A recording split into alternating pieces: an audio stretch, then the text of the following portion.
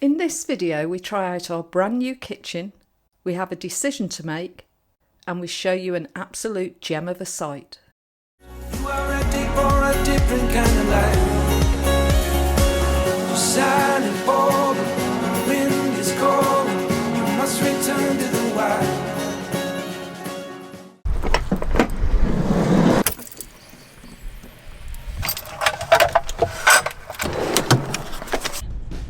Welcome back to the channel. Now Stu has a Friday off and we're excited to get away for one night to Hay-on-Wye that's famous for its bookshops. Now not long after setting off we come across this pack of hounds that are obviously being exercised for the day. It's just the fact they were on bikes that really got to me. I am not sure I could control that lot, especially on a bike. It also made us wonder how big the dog poo bag was. And we head across the Clee Hills, which is our route into South Wales. But as is our tradition, first we stop off for breakfast. And we're really keen to try our new kitchen for the first time. Kettle on, sausages in the Ridge Monkey, and we decide we need a new kettle to go with a new kitchen. That's it. I think they're done. We sit back, drink our tea and try to slow down and watch the world go by. The local quarry seems really busy today, and while we were sat there was a constant stream of lorries going up and down. So half of that is 150. That's 150. Half of that is 75.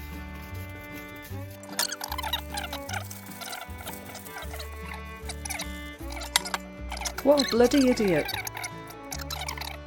So that would work. I'm gonna order one of them. Anyway, it was time to get on the road again.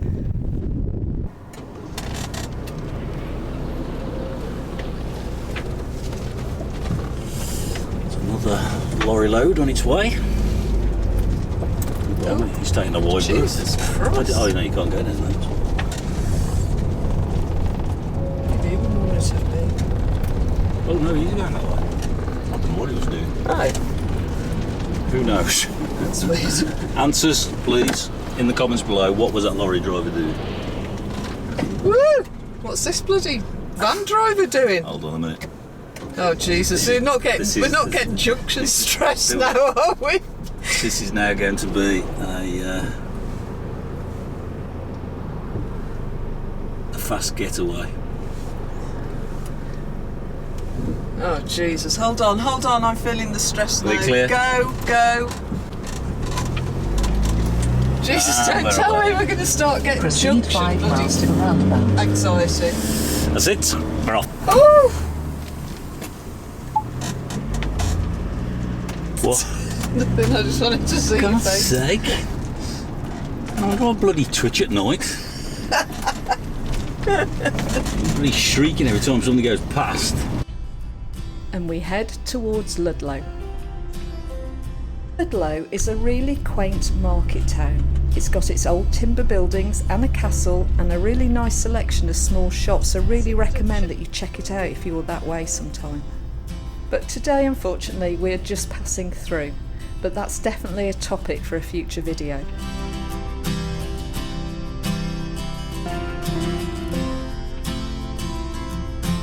If you're enjoying watching this video, then please give us the thumbs up and hit the subscribe button.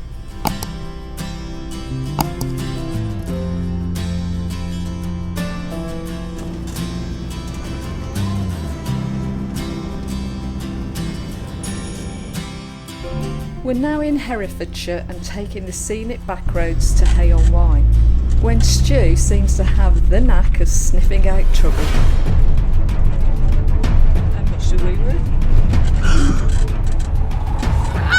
You're having a laugh.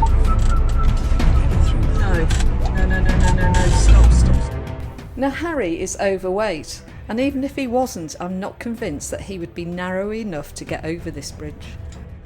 And even more worrying, Stu considers going for it for a brief moment like a right head.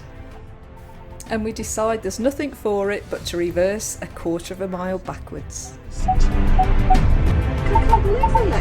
is going to Nearly 3 tonne. And as you know by now, Stu always handles these situations without any anxiety. Jesus Christ! I wouldn't want to go over that in the car, would you?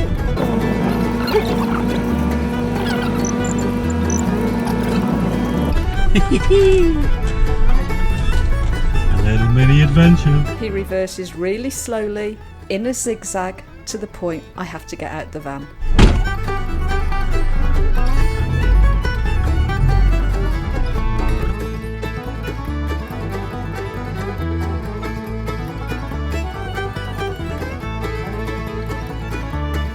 We can see clearly the evidence of a sign that says Wheat Bridge at 3 tonnes. And I feel bad because I saw this sign but I thought little Harry could never be 3 tonnes. Point 1 in Welsh obviously means head. And we eventually arrive at Hay-on-Wye. Whoa, God. That was a close one. Oh, he's saying go straight. Now I won't say that the journey was completely stress-free, but we eventually arrive at our destination at the Caravan and Motorhome Club CL site called Dark Orchard Site.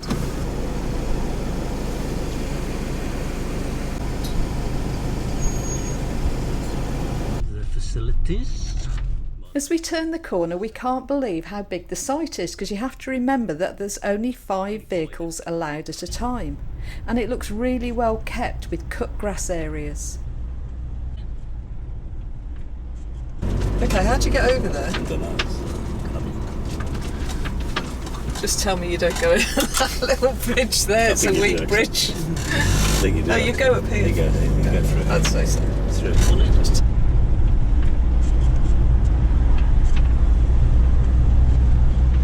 Oh God, not again. It's only got a couple of acres, for God's sake. I got a parking problem. Jesus Christ. What a great place. Isn't it lovely? We've just arrived in Hay-on-Wye and came through Ludlow. And really just took our time, just to enjoy just driving Harry around the country lanes. And we've just come to the campsite, Dark Orchard. It's literally in walking distance of Hay-on-Wye. It's a fantastic little place. You'll see pictures, it's really large, but it's a CL, so they only have 5 vans on here. And we're the little stream, and we've just come through that little stream. Long wheelbases can't easily get through there, so they don't advise that, but obviously Harry being a short wheelbase we got through, so we'll probably be on our own here, but it's a fantastic, well kept site. The site has no toilets, but it does have waste and water points and is only £12 a night. And we head off into the town, although the weather isn't looking too great right now.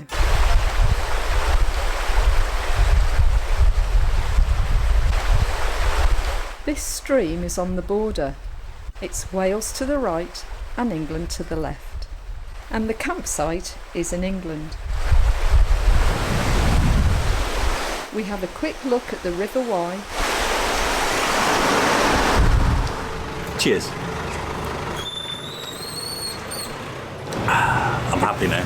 And a well-earned drink and lunch of curry and baked potato hits the spot.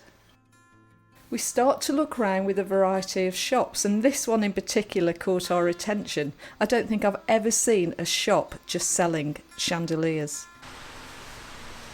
But then it starts to rain, and as Peter Kay would say, it was the sort of rain that makes you wet through.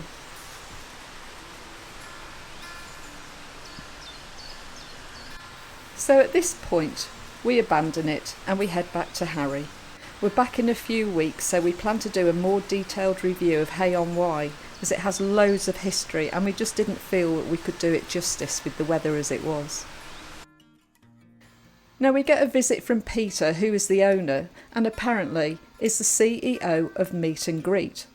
Now he's such a lovely chap and we have such a nice chat with him, and we hear all his stories about his life and business in the area, and they always come round once a day to make sure everybody's okay, which we thought was a really, really lovely touch. We watch a bit of the Euros before tea and then we took him for the night.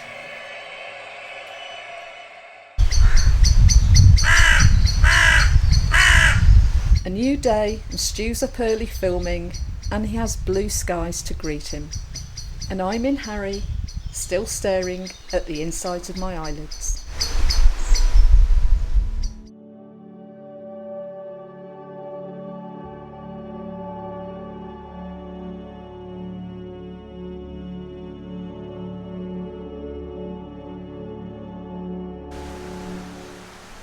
I've always wanted to get a really nice picture looking out the back of the van, but old Stupid has different ideas. But at last, stunning.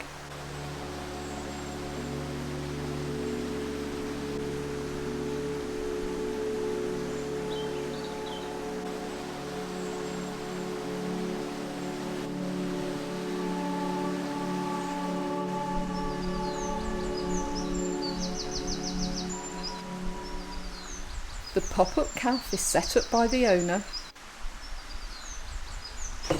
and Chef Ramsay gets into action.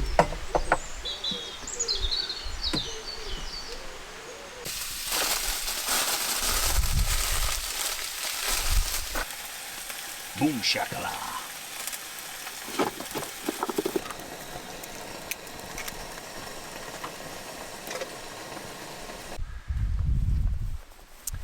There you go. Not a bad job, I would say.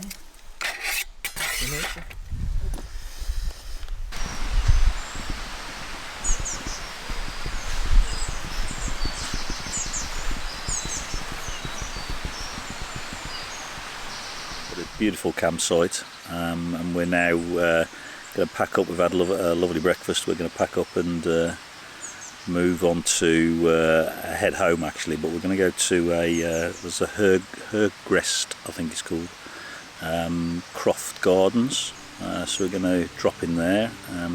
It doesn't look like you got a book, which is great, so we'll see when we get there hopefully, and have a walk around the gardens there, and we'll show you that as we head home.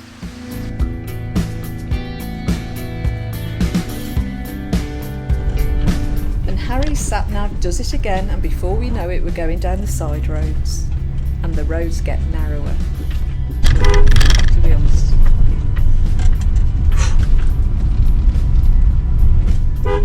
The horn is a must down these tiny lanes, as we don't want to be wearing a car on the bonnet.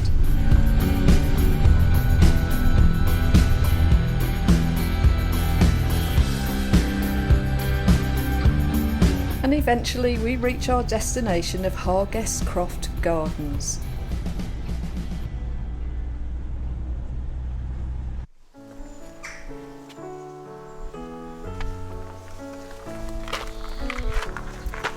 Hergest Croft Gardens are privately owned by the Banks family and have been for many, many generations. In keeping with the name, a lot of them were actually bankers as well as lawyers, but they all had this love for horticulture, and you can really see how the generations have just kept building the gardens to what they are today, which is absolutely fantastic.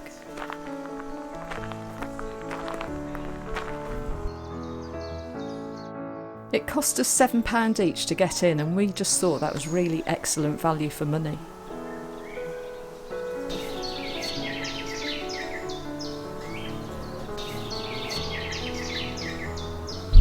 I believe the estate spans over something like 1,000 acres, but the gardens themselves are spread over 70 acres.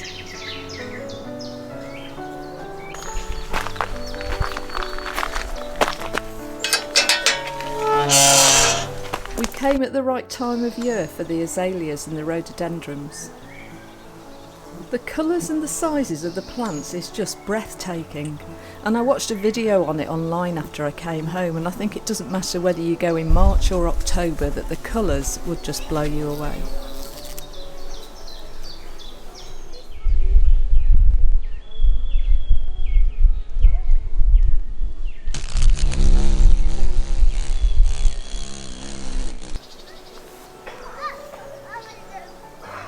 It's quite hot today, and Dora takes the opportunity to rest his legs and breathe.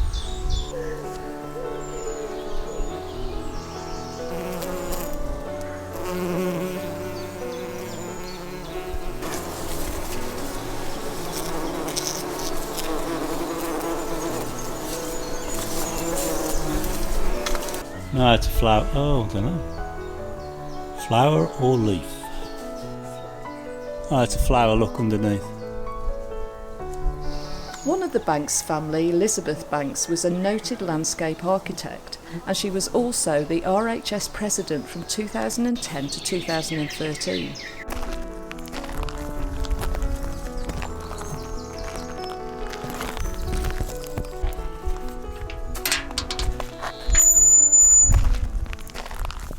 And off we go again to walk through Park Wood and beyond.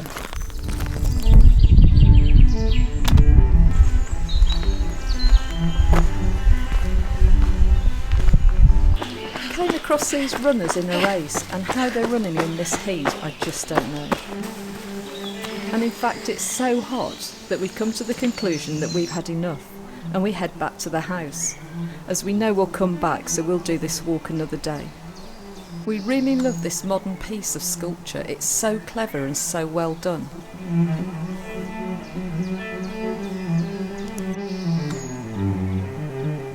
Back to the house. Now there is actually a cafe on the terrace, but it was so hot that we gave it a miss. They also sell plants, so instead of having 2 teas, we got 2 plants. We saw the sign for the kitchen garden. Because it was so hot, we nearly never went in. But we are so thankful we did, because it was just absolutely fantastic, as you can see, and the colours and the smells were just unbelievable.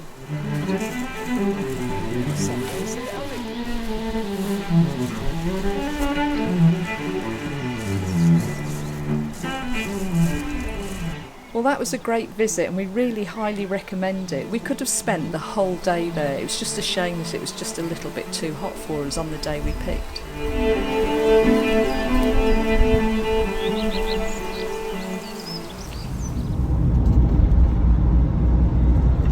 So what have you seen? You've seen something? When I was driving down there, I saw a road, I thought going over the hill over there. And I like the look of that road. But we don't know if it's a road. It might be a track. We shall see. We're going on a bear hunt. We'll see. He didn't. It's an awful. Let's just discuss the ride up.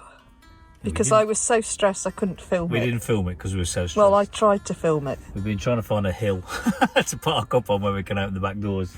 So eventually we decided to actually come back to Church Stretton on the long mid, because it's sort of on the way back anyway. So we went through Clun and then came on to Church Stretton. But that meant we came up the back to where the gliders were. I don't know if you remember in one of that video where we went down the hill, we actually came up it. Jane didn't realise until we started the ascent of, because she was insisting that we come to the long wind. I don't think she realised the angst that we were stress about to go involved, because there was no passing places. So it was foot down on the accelerator and just go for it, because it's a bit of a climb up there. But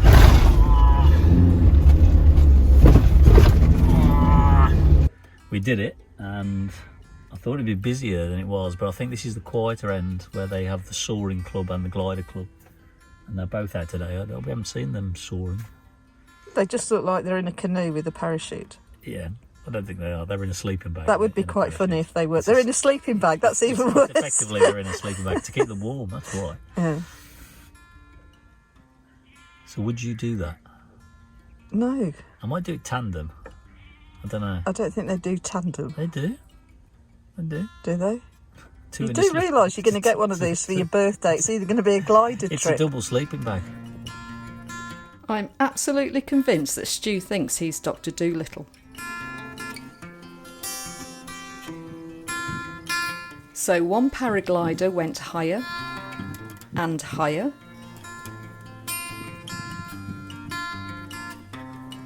and higher. I guess that's why it's called the Soaring Club. Fact correction. Realised I made a mistake on my Church Stretton glider video. I gave a fact that said the longest flight was, I don't know, 222 kilometres. In fact, the pilot of the glider said that wasn't true. It was a lot longer than that, and they realised what I've gone wrong. That came off the Soaring Club website, which is the where they've got the canopy and parachute, and I think that must be their record, not the glider record. So what do you say? Sorry. Sorry for being Sorry for being factually incorrect. person. And I'm an idiot. Well, I could have told you that. It's been a good weekend though. It's been a great Feels weekend. like I've been away for ages. I do too, I've only yeah. been away for one night. 24 hours. That just proves how easy it is for me to relax in this. Really? You look like you're relaxing, Stu. You're pacing up and down like a bloody... Is that Stu relaxing? I've lost him. He's going mad. He's chasing the crows, I think.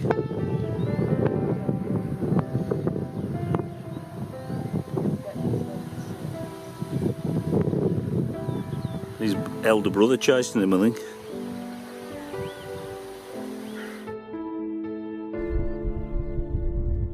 Despite having Harry for 2.5 years, we're only just discovering now how brilliant it is to have the bed down and the back doors open during the day. We've just never done it before. We sit and watch the cyclists come up the hill. The wildlife around us.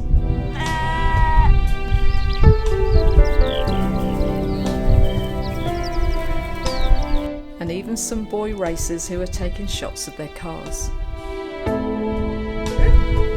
Dinner's arrived. Well, unfortunately it has to be done and we have to go home, and we can't believe it's only been 24 hours. It's amazing what you can do in a camper van. It feels like we've been away for 3 or 4 days because we've done so much. We hope you've enjoyed the video. Give us a thumbs up if you liked it and a comment, and please don't forget to subscribe. And we'll see you next time for our getaway adventures in Harry.